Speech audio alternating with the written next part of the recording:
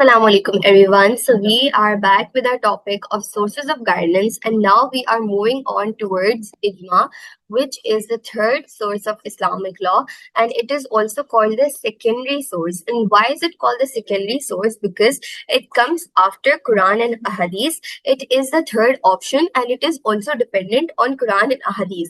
So let's say if there is something mentioned in the Ahadith, so ijma cannot contradict that. Okay, the ijma will always be considered from the Quran and Ahadith, from the similar commandments mentioned in the Quran and Ahadith. Quran से उसका reference लेके ही ijma होगा. कभी भी इजमा का कोई भी decision independent of Quran and हदीस नहीं हो सकता है. But again what is इजमा?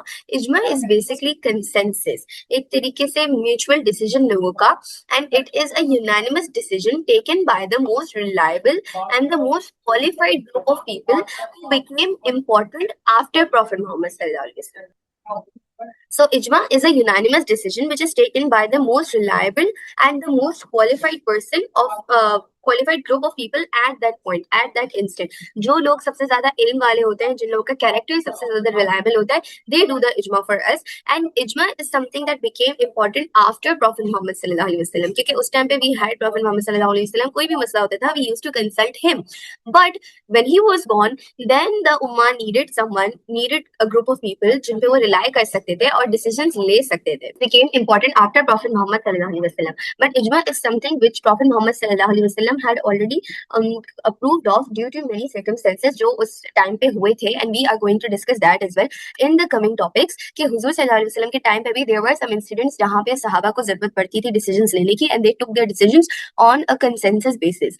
और इसकी importance Prophet सल्लल्लाहु अलैहि वसल्लम की हदीस से भी पता चलती है, where he said that my community will never agree upon error. यानी हम लोग अगर एक ग्रुप डिसीजन लेगा, so it is not going to be a wrong decision, और अगर अल्लाह न करे it is a wrong decision, तो वो भी आप पर माफ हो जाएगा, since it was a communal decision and everybody did what they thought was best at that time. Now moving towards the types of ijma. So there are two kinds of ijma, which is ijma ummah, and then we have ijma alma. Sorry. First, we have ijma ummah, and then we have ijma amma. So ijma ummah talks about the ijma of the people. जो हम लोगों ने basic बातों पे ijma किया हुआ है, the basic commandments and the basic articles that we've agreed upon. We know that there are 5 articles of faith. ठीक है, this is an example, and there are things that basically Eid का concept, Eid की traditions and all. So the ummah has decided collectively that this is what we believe in and this is what we do. But ijma amma, it becomes more specific and it becomes more थोड़ा सा depth में चला जाता है ये. So इजमा आमा is basically the scholars and the आमिलीन डूइंग द इजमा फॉर अस. किसी भी कमांडमेंट में लेट्स से, इसकी एक एग्जांपल हम रियल लाइफ में देखते हैं. When during Covid time there were a group of people that said कि हम लोग को जमात में नमाज नहीं पढ़नी चाहिए because of the situation going around and there should be no communal prayer.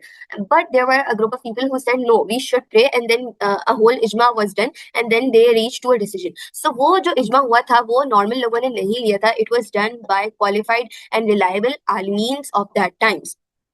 Okay, and under the ijma amma we have qawli and amali. Sometimes verbal ijma, जैसे कि अगर किसी को खलीफा सिलेक्ट करना हो और या कोई बात फैलानी हो, उस पे हम लोग उसको हम कहते हैं that we this is the qawli ijma. But amali ijma is basically about the worshipping, किसी भी काम के हवाले से, वर्शिप के हिसाब से, कोई भी कमांडमेंट के हिसाब से कि आपको अगर नमाज पढ़नी है, जुम्मे की नमाज हो रही है, तो वो किस तरीके से होगी, क्या होगी. So this is related to the worships and this is related to verbal हम लोग के जो भी मसले मसाइल होंगे. But now to the most important topic, it is the qualification. Who is qualified to do the इजमा? दिस इज नॉट समथिंग कि कोई भी कर ले. जो इजमा आमा है स्पेशली उसको कौन करेगा? हु इज द वन जो क्वालिफाइड होता है? First of all that person needs to have the knowledge of Quran and सुन्ना. Second of all he needs to have the knowledge of फिक्ह, and then the knowledge of Arabic text. जाके आप कुरान को, सुन्ना को और हदीस की किताब को सही से पढ़ सको. ही should have the knowledge over language plus grammar plus context about the things. अगर उसको हिस्ट्री पता होगी, अरब का अंदाज पता होगा, so he'll be able to better understand the situation and the context of the verses and the hadiths that are written, right? And he should be able to distinguish between authentic and weak अहादीस। उनके पास जो है वो इस्मा और रजाल भी होना चाहिए, वे ही अंडरस्टैंड्स कि इस अहादीस की chain of narration is a little bit weak, इसकी chain of narration is strong, इस अहादीस में हम लोग को डायरेक्ट एक तरीके से लॉजिक मिल रही है, एविडेंस मिल रहा है। He should also know that and he should have a sound character where people are able to trust him, and he should be an honest pious person who is not biased by कोई भी हम लोग के पास, let's say अगर हम लोग इतने corrupt society में रहते हैं, so he should be a person जो इन चीजों से डिस्ट्रैक्ट ना हो, जिसकी जजमेंट में पैसों की वजह से या रैंक की वजह से कोई फर्क ना आए। हमें ऐसा बंदा सिलेक्ट करना होता है। So till now we have discuss what is इजमा, the types of ijma and the qualifications required to do the ijma.